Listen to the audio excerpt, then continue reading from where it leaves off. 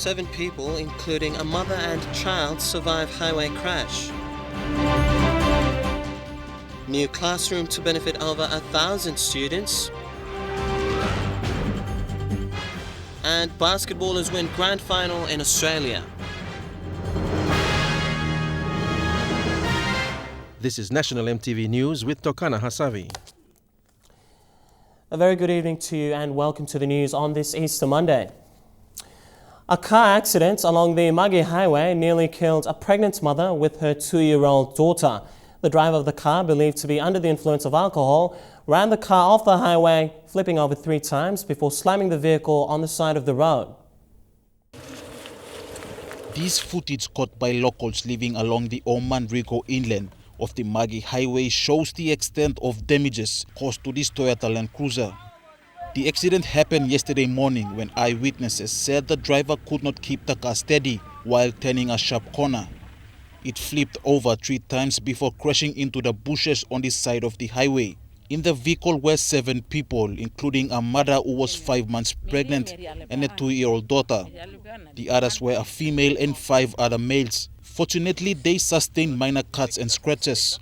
However, this passenger who was sitting next to the driver sustained serious injuries. He was attended to by a doctor who was traveling along the highway. He was later taken to Kwikila Health Center where he was given proper medical assistance. The accident was believed to be caused by the driver who was under the influence of alcohol. While police in NCD reported no road accidents during the Easter weekend, this accident was left to the Kwikila Police of Central Province to deal with. They were able to restart the damaged car. However, for the passengers, this experience sends out a strong message to never drink and drive.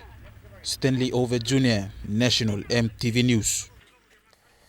On a brighter note, after the Easter long weekend, students at Okiufa Primary School in Goroka will be able to enjoy their new classroom. The newly built 2-story classroom was jointly funded by the Eastern Highlands Provincial Government and the school administration.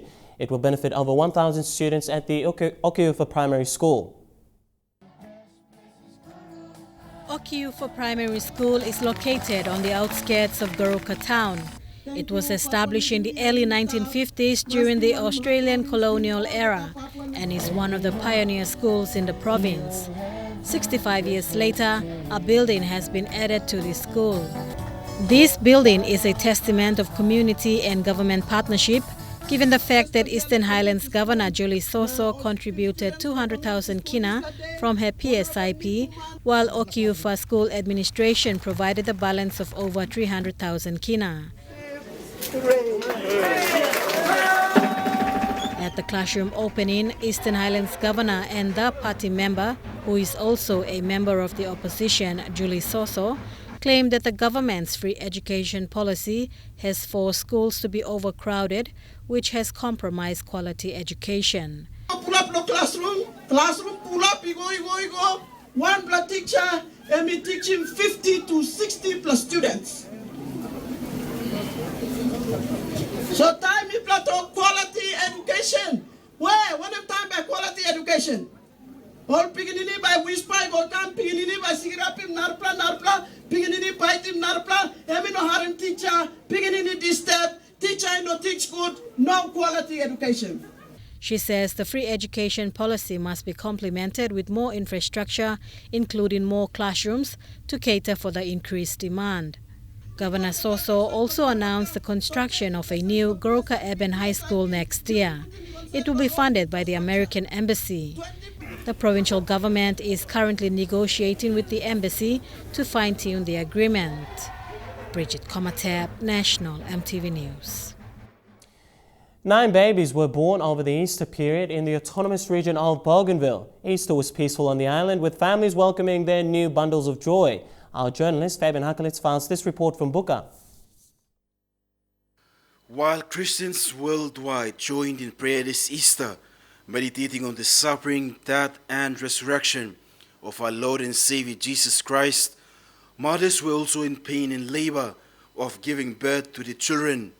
At Buka General Hospital, 9 babies were born this Easter. bundles of joy to the mothers and families. EMTV visited the maternity ward. Unfortunately, not all mothers give birth in such special events like Easter, as Joycelyn Hatani, a mother who gave birth to a beautiful daughter, said.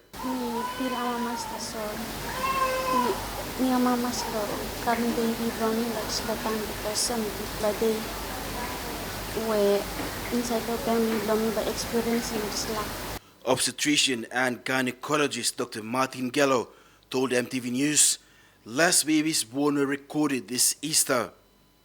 No major complications were encountered. Booker General Hospital clinical staffs were thanked for the effort and teamwork. We have an outpatient staff who have been taking good histories, examining patients well, and I think so far so good. It was an opportunity for Dr. Gello appealing to all mothers to visit health facilities for medical check to save many lives. Fabian Hakalitz, National MTV News, Booker. PNG Power has successfully restored the power supply into Madang's Wallium station after 5 weeks of total blackout. Electricity was fully restored yesterday morning following the completion of an electricity test on the newly erected poles. Electricity was restored after a team of linesmen strung over 800 meters of power lines in Omea, the village badly affected by the heavy rains and floods. In a similar flood in 2014, a number of power lines within the Omea to Sausi bypass were washed away when the flood struck. This year, the 5 power poles which were replaced in 2014 were again replaced over the weekend.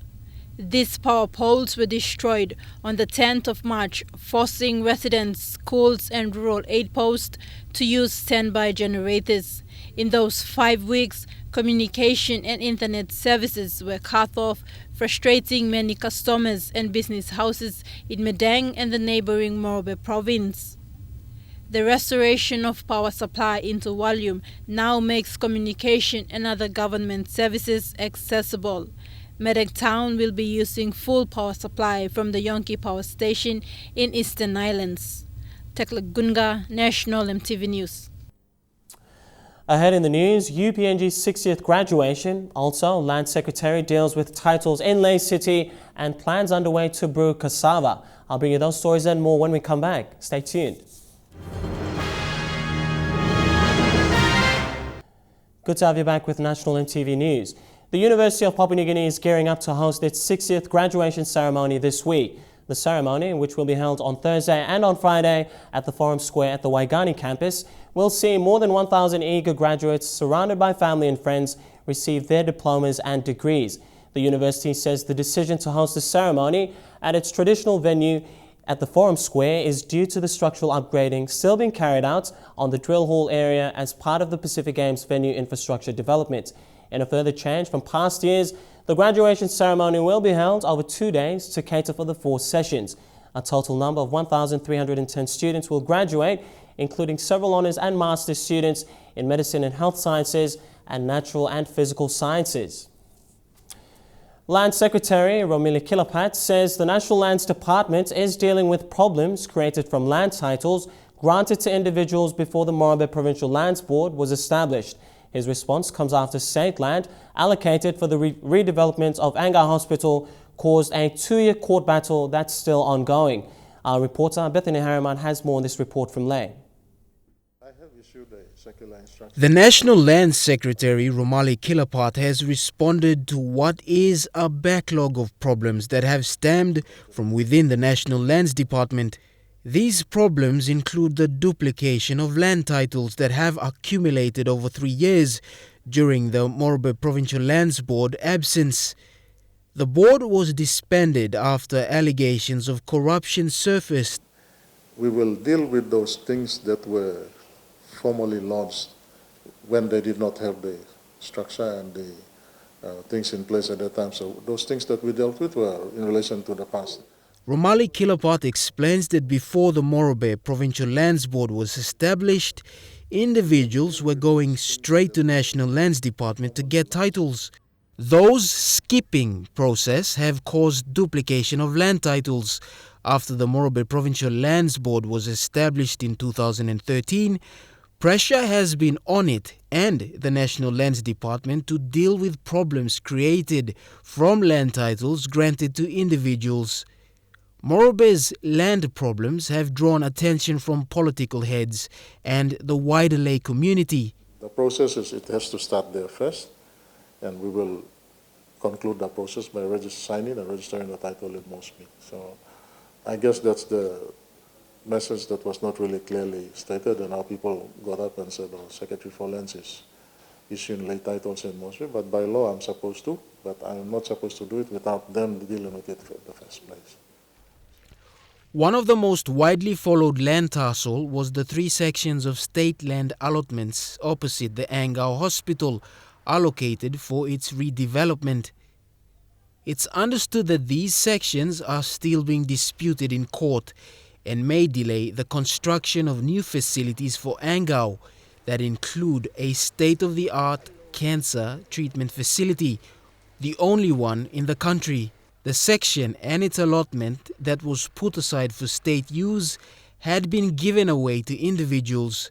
The National Lands Department had acted and taken back the allotments, but the move has landed the department in court with those alleging to have titles. 2, 3, and 4. And that is the vacant land that Anga wanted to build the cancer center on. Within the 3 years of the Morobe Provincial Lands Board's absence, land around Lay City were subdivided and allocated to individuals. It has now caused problems for the Provincial Lands Division and the National Lands Department. Bethany Harriman, National EMTV News, Lay. Land grabbing is not an issue in Papua New Guinea. Land Secretary Ramila Kilapat has claimed land continues to be a contentious issue in PNG, and after 2 years in the top job, Secretary Kilapat says the department is working to improve the process of issuing land titles. On the issue of land grabbing, I think that statement is blown out of context. Secretary Kilapat says the freehold titles that were given to the first Europeans who came to PNG are different from the current leasehold system that PNG now uses. It's a state lease issued to a leaseholder. The word lease needs to be really clear. It's somebody leasing the land from the state for a certain period of time. After 99 years, the lease reverts back to the state. And whoever is holding on to that lease, if they want to renew it, they make an application and it comes back through the land board process, and the land board gives consideration and say, okay, renew it. So it gets renewed. He says there are laws in place to ensure that those who do not comply with the conditions of the leasehold titles are dealt with. A leasehold title in PNG can extend to up to 99 years. While the Secretary says this lease can easily be returned to the state once the lease term is up, there have been issues in the past as to the length of the lease. Considering PNG's life expectancy, 99 years could mean up to 3 generations. In this context, the need to maintain a robust data system is vital. However, Secretary Kilapat says the issue is not as big as it is made out to be. At the end of the day, the land still remains stateless, and it remains land for Papua New Guineans. It's not for anybody else. So I think that has been the misunderstanding that has been portrayed, that once land is allocated to an expatriate or to whoever, we are saying that that land is gone now. It will never. We will have no control. The state still has control. Sarah Aupong, National EMTV News. Minister for Higher Education, Research, Science and Technology, Malakai Tabar, has called for more maths and science teachers in the country. He raised this concern at the recent University of Goroka graduation, which recorded only 29% of maths and science graduates from last year's batch.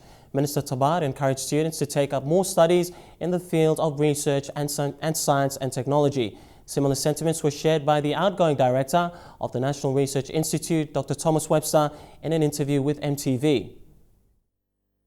At the recent UOG graduation, Minister Tabar announced that the number of students taking up courses with Mathematics A have declined drastically since 2010.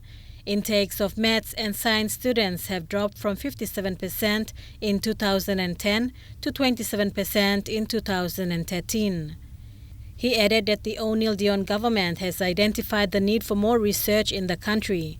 Through the Secretariat of PNG Science and Technology, 70,000 kina was given to University of Goroka to support its mushroom project, with hopes that findings may lead to medical breakthroughs in the country. It is pleasing to note that 214 graduates, or 29% of the graduating class of 2014, was in the Faculty of Science and Technology. The O'Neill government has recognized the need to invest in science and technology for national development, and as such, the creation of the Science and Technology Council Secretariat. This is one of the many funded research undertaken by the Secretariat to encourage more research in the country. In a recent interview with EMTV, National Research Institute's outgoing director, Dr. Thomas Webster, reiterated the importance of supporting more researchers as they are limited or non-existent. Studies in our universities and so then build up the knowledge base that's there. And as we said, PNG is a very diversified country. How the Motuans address an issue is quite different from the way the Labus in Morobe address it or the Taris address it. So, that knowledge base then helps us to develop some common policies and also be aware of the constraints it may have because of this diversified culture. Bridget Komateb, National EMTV News. SB Beer is taking bold steps towards incorporating cassava or tapioca, as it's more commonly known, into their beer brewing mix. The Department of Agriculture and Livestock has come on board in this venture and is optimistic about the many opportunities within this public-private partnership. It is forecasted to be a multi-million kina project. If this plan takes off, smallholder farmers, especially in the Morobe province, will be benefiting from this partnership.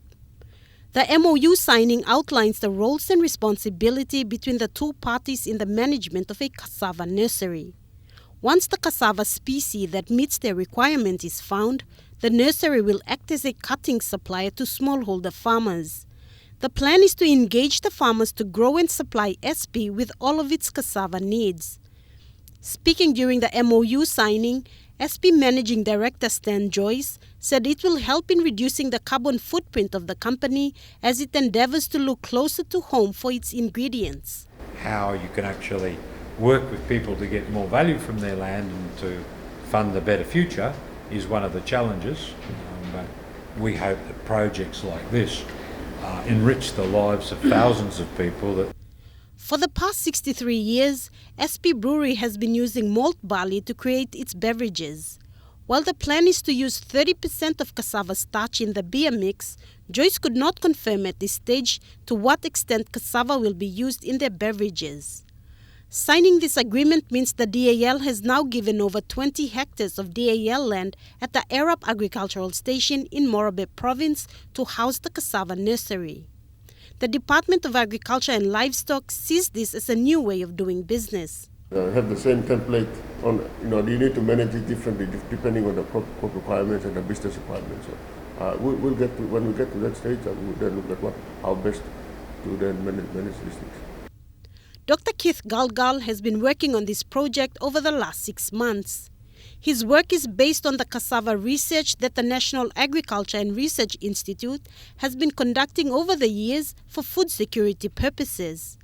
For this project, they are working with several species that they will choose from.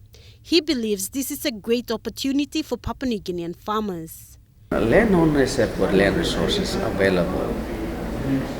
They want to engage themselves into farming for commercial purposes, but they don't get the opportunity and a market available to sell. If there is market available to sell the produce, they will grow. Sarah Aupong, National EMTV News. Plantation in the plans to develop a cassava plantation in the Rigo area of Central Province has wound down. Secretary for Agriculture and Livestock, Dr. Vele Ilava, cited landowner issues as the reason. He was speaking during the recent signing of an MOU with SB Brewery to trial cassava starch in brewing beer. That's been hampered by the landowner issues, and so these are some of the issues that we will have to take on board, and that's why we're starting in Makam to see whether we can. There's another model we can test. The number of women contesting in this year's third autonomous Bougainville government's general election has increased. The increase recorded by the Bougainville Electoral Commission indicates that women are now competing against men in their constituency seats. EMTV's Fabian Hakelitz files this report from Buka. In the last two ABG general elections, women focused mainly on the three regional reserve seats of the Bougainville House of Representatives. Only few tried luck in constituency seats. At the close of nominations for this third general election, 8 women in North Bougainville nominated for constituency seats. These women include Hona Holan Haku, Regina Tikwa Hagogohe, Josephine Getty Pate, Cecily Kills Kakun Tonsu, Scholastica Mirari Chitalato, Rachel Vauti and Mahari, Agnes Titus Nisan, and Rita Mamavi Person Tiop Taunita. The only female candidate vying for South Nasi constituency seat, Central Bougainville, is Ismania Ketin. In South Bougainville, 3 female, Miriam Labanwe and Mary Mamatau, for Kondo constituency seat, while Joanne Nenwari, the Bolave seat in Bana. The increase in women contesting constituency seats is attributed to workshops facilitated by international organizations aimed to upskill women on election and campaign drives. Fabian Hakelitz, National EMTV News, Buka. Stories making headlines overseas when we come back, including the terror attack in Kenya and the investigations into the crash of Flight 9525. Stay tuned.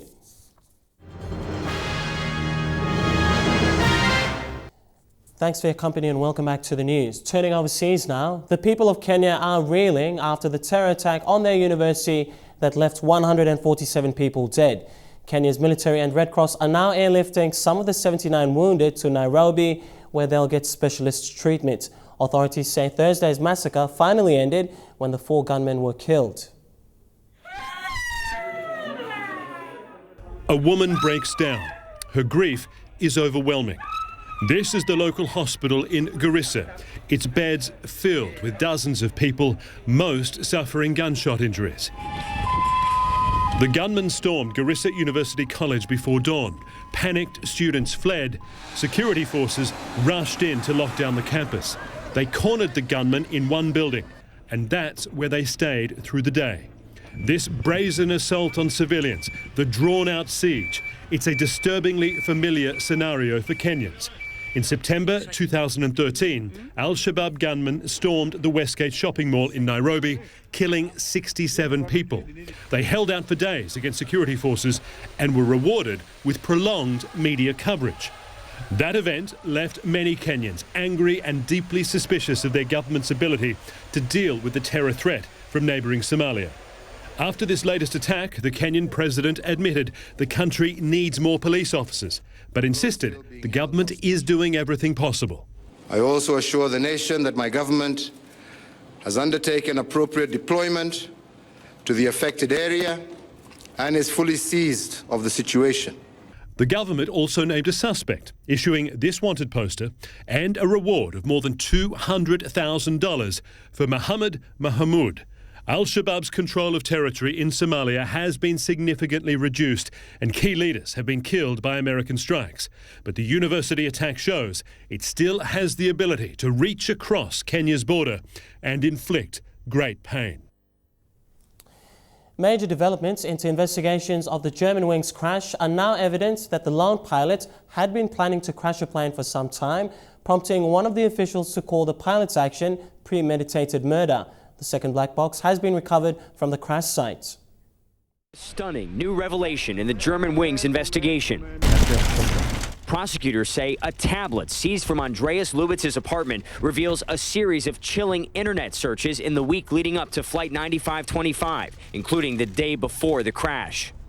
According to these search terms, the user searched for medical treatment and sought information on methods to commit suicide. On at least one day, the user additionally searched for several minutes with search terms relating to cockpit doors and their security measures. A European government official with detailed knowledge of the investigation tells CNN all evidence points to the premeditated murder of 149 innocent people.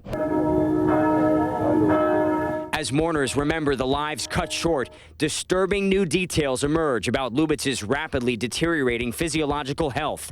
A law enforcement source close to the investigation says Lubitz suffered severe depression and stress late last year. He was doctor shopping, seeing as many as 6 for ongoing sleep and vision problems. Lubitz was even prescribed heavy depression medication. The source believes he was not taking the day of the crash. And now, French prosecutors say they have the second black box. These new photos show the flight data recorder burned and buried 8 inches under the surface of a ravine in the French Alps. Investigators say it'll help answer key questions, including if Lubitz manually flew the plane into the mountain range at more than 400 miles an hour after a terrifying 8-minute descent. That on several occasions, the pilot must have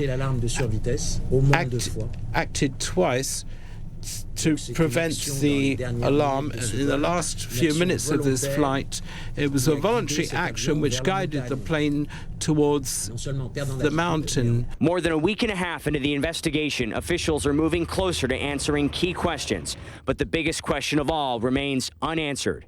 Why? On a related note, in France, the last police investigators have left the Germanwings crash site. All the evidence has been collected and now a private security company is protecting the site. It's been nearly 2 weeks since the plane went down with 150 people on board. This should have been the view from the window seat, high in the sky. Instead, it may have been their last glimpse of life. I saw the plane heading down along the valley and I said, my God, it's going to hit the mountain. I ducked my head, but then it seemed to veer left, and after that I saw the smoke, he says. The people seem wary of outsiders in these close-knit mountain villages, but slowly shepherd Jean Barriera tells me what's troubling him. It's terrible, you just can't imagine something like that. One day it will come back to haunt me and give me nightmares, he says. Those first aerial images showed Flight 9525 went down less than a minute away in this treacherous, almost inaccessible ravine. Investigators had warned us to stay away. It's still a little while before dawn, but we're going toward a trailhead. The aim is to try and hike into the crash site. I thought the families deserved to see where their loved ones lay. There was a little bit of frost this morning. Now the sun's coming down. Certainly no sign of snow just yet. Getting up here is literally hanging onto tree roots and grass. You can see why they're going to have to fly anything out of that crash site by helicopter. Few people live up here. Few signposts point the way. It's taken us hours to hike in, but we finally found the spot. It's down there in that steep-sided valley that they're doing the saddest job of all. From my vantage point above the crash site, it seemed recovery teams were clinging on by their fingertips. So steep the sides of that wind-blown gully. So lonely those travellers lying now in plastic shrouds. For more than a week, rescuers refused to bow to nature, risking their own lives, treating the dead like they were family. Nous avons aussi des proches, des montagnards qui décèdent en montagne. I've lost friends and mountaineers in the past. Our code is never to leave anybody in the mountains, he says. At a simple marble memorial close by, the living came to weep for their dead. The village mayor vows he'll cherish them and never forget. Nous avons le devoir de garder leur mémoire. We have a duty to look after their memories. We must share the pain of the families, he says. Partager avec ses familles. This young woman named Mashid felt ready to share a few thoughts of her big brother Milad. He was an Iranian soccer journalist aboard that flight. He said to one of his friends that if someone killed in the fly crash, it would be okay because it's for 1 minute and it will gone and you are in the sky where your soul will go. But he spent 8 minutes to fell down. Lufthansa boss Carsten Spohr came to lay a wreath. There's not a single hour where we don't think about this terrible accident. He's already admitted the co-pilot on that flight first reported mental health issues to Lufthansa back in 2009. Mr. Spohr, can you tell us why you didn't stop a man with psychological issues flying your plane? If Spohr wasn't giving any answers, at least I hope he heard the question on everybody's lips. Hey, monsieur. Mr. Spohr, you knew that Lubitz had psychological issues. Families may never really find out why, but just perhaps they can discover peace amid these mountain meadows and crystal streams. Or draw solace from a sister who desperately misses her brother. Everything's great for him, but for us, we just can't calm ourselves down with this picture that he is now the king of the Alps. There, up where her imagination flies, they're all kings of the Alps. And that report on the Germanwings crash concludes our news segment tonight. Coming up next in True Guys Sports, we'll bring you the triumphant performance down under by our under-19 basketballers. Details after these short messages.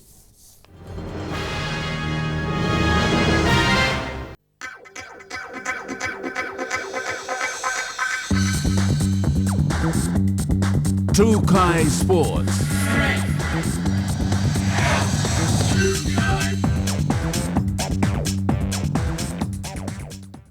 Welcome to True Guys Sports. The Papua New Guinea under-19 men's basketball team, the Papuan Blacks, returned from Australia today. The team competed in the Northern Territory Easter Challenge at Marara Stadium in Darwin with an impressive win in the grand final. MTV's Elijah Levet has more on their grand final victory.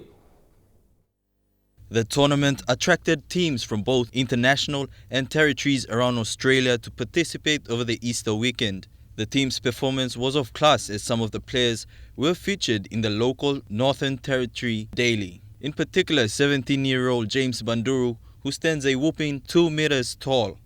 The Papuan Blacks went into the tournament tipped as ones to beat and did not disappoint. They dominated the tournament at Marara in Darwin and proved they are a force to be reckoned with. It was pretty hard, but yeah, we had to keep up the intensity, and yeah, we did try our very best to win by 15 points, and yeah, it was good. Yeah. The Papuan Blacks overcoming their opponent in the commanding win 48-33. They've done well. All of them done well, but Wally Ailapolo, it was a superb performance. It was the Papuan Blacks' first experience in the Challenge tournament, and coach Boyet Daroya said he wants to go back in 2016 with an even bigger and better team. Elijah Levet, National EMTV Sports. The men's pennants competition went into its final rounds yesterday at the Murray Barracks Bowling Alley. All teams went head-to-head fighting for the spot in first place. Officials calculated team scores at the end of each match to come up with the winner in this year's men's national pennants competition. Once again, Elijah Levet has more. Team Goroka have come out on top in this year's men's pennants competition, receiving 3,000 kina in prize money. Each team were awarded prizes at the presentation. Team Defense young lead bowler Gariga Babona said this was not only a competition but was also a good stepping stone for him as a competitor and a way of socializing with other clubs. But at the same time, it's a good learning point for me, not only in sport but family life and social life, how you relate well with other players, how you respect people. That's what bowling is about. It's not just about coming and playing, but it's about respecting your elders, it's about respecting the family, and it helps maintain the social life that you have. During the presentation, National President for Bowls PNG, John Boyno, was glad to announce PNG's lawn bowl team for the Pacific Games. His honor as the National President to name this team because after all this is with Team Papua New Guinea. Angela Sibinelli, Mondin Tiba, Zhu Kalo, Lynn Boyno, Cecily Simonabili, Catherine Wimp, and Docas Timo. For the men's, Peter Juni, Matu Baso, Lucas Roika, Tony Yogio, Pauline Pamaliu, Henry Kabuk, and least but not the least, Karaga Babana Defence Bowling Club. This team will be leaving for Cairns later this year for further training. Elijah Levet, National EMTV Sports. And True Kai Sports continues after the break. Stay tuned. True Kai Sports. Welcome back to True Kai Sports. To NRL, the Cronulla Sharks have recorded their first win of the 2015 season against the lackluster Sydney Roosters, winning the match 20 points to 12 in Sydney. This was the first win for the Sharks following back-to-back losses since July 2014. There was nothing between the teams in the first half as the Roosters' strong defence saved them from being punished for their poor ball handling. With halftime approaching, both teams were yet to score. It wasn't until 20-year-old Cronulla recruit Jack Bird, playing his first game at 5'8", burst through the line and shrugged off Roosters fullback Roger Tuivasa-Sheck that the first points were put on the board. This gave the visitors a 4-0 lead at halftime. Straight after the break, the Sharks struck again, scoring in the 43rd minute when 19-year-old fullback Valentine Holmes scored from a Jack Bird grubber. Bird puts a kick in, looking for the fullback. Holmes, he's in. Valentine Holmes, he gets a perfect kick. 10 minutes later, veteran Luke Lewis latched onto a Jeff Robson kick, pushing the lead to 14 points to 0. Got the try. Luke. The Roosters then, through Tuivasa-Sheck, put points on the board with some individual brilliance in the 67th minute. Tuivasa-Sheck, down he goes to put it down behind. That try reignited the Roosters, with back rower Mitchell Orbson scoring a try and James Maloney added the extras, bringing the score 14 points to 12. Head down on line. But just when the Roosters looked like they had momentum, the Sharks struck again with Bird. He's over the line. The 20-year-old. The Roosters thought they had a response when Daniel Tupou touched down minutes later, but the final pass from Michael Jennings was ruled forward, giving the Sharks the first victory of the season. Dion Kombang, National EMTV Sports.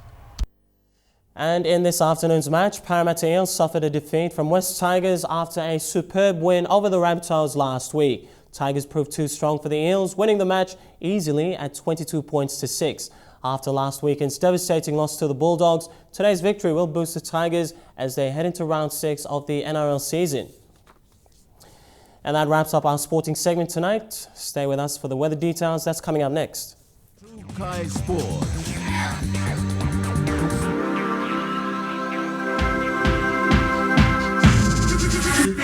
True Kai Sports.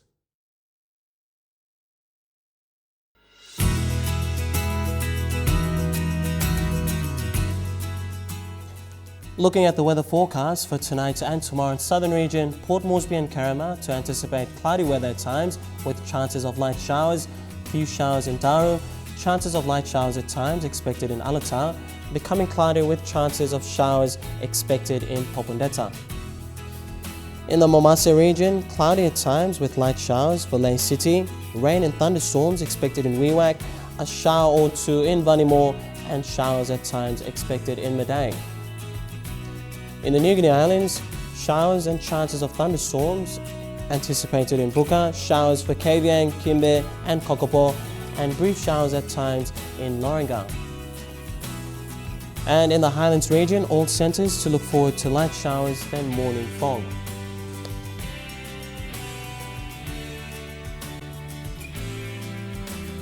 Forecast for small ships, waters of southern PNG Indonesian border through Torres Straits, Daru to Kiwa Island to Karama, through to Yule Island, Hood Point, Samara Island to Finchafen, including waters of Vitia Strait, CSE Islands through to Long Island, Madang, Bogia through to Wewak, Aitape to Vanimore, and the northern PNG Indonesian border, including Manus and its western group of islands, New Island through to Bougainville, seas of 0.5 metres to 1.3 metres, and waters of Samara Island to Cape Bogle to Finchafen, seas of 0.5 metres to 1.5 metres.